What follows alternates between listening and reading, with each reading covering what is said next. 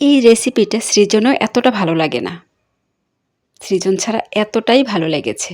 এই রেসিপিটা কিভাবে রান্না করছি সেই ভিডিওটাই শেয়ার করছি, আশা করি সবাই সম্পূর্ণ ভিডিওটা দেখবেন।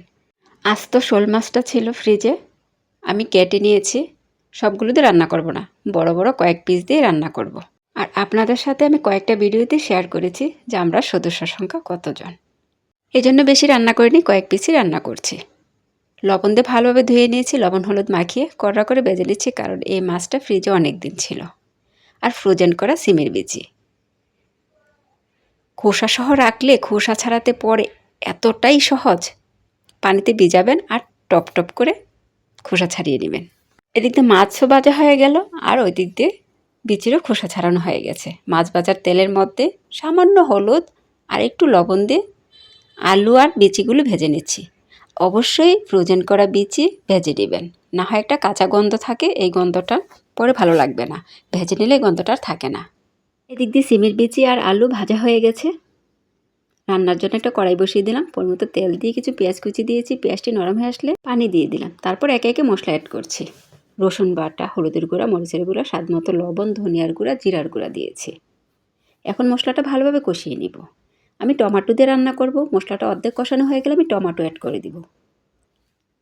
টমেটোটা কিছুক্ষণ কষিয়ে নিয়ে ভেজে রাখা সিমের বিচি আর আলু দিয়ে দিব। আবারও বলছি, অবশ্যই ফ্রোজেন করা সিমের বিচি একটু ভেজে নেবেন।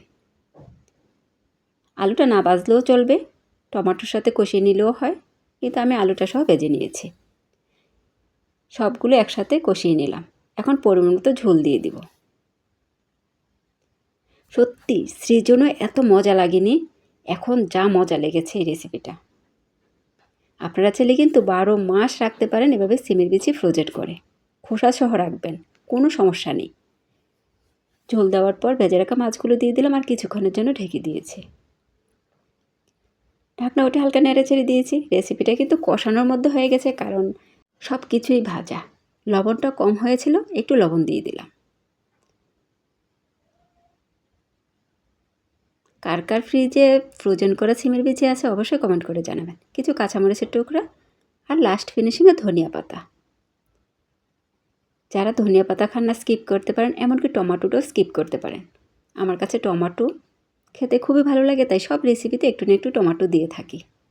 এই ভিডিওটা ভালো লেগে থাকলে অবশ্যই একটা শেয়ার করে দেবেন, অন্যদের দেখার সুযোগ করে দেবেন। রান্নাটা হয়ে গেছে। রান্নার শেষে ফাইনাল লুকটা কেমন এসেছে আপনাদেরকে দেখিয়ে দিচ্ছি। গরম গরম ভাতের সাথে যা লেগেছিল এই রেসিপিটা। যাই হোক, এতক্ষণ ভিডিওটা দেখার জন্য অসংখ্য ধন্যবাদ। আপনাদের মাঝে আমি আবারও চলে আসবো নতুন এক ভিডিও নিয়ে। ততক্ষণ সবাই ভালো থাকবেন, সবার জন্য দোয়া শুভকামনা। আল্লাহ হাফেজ।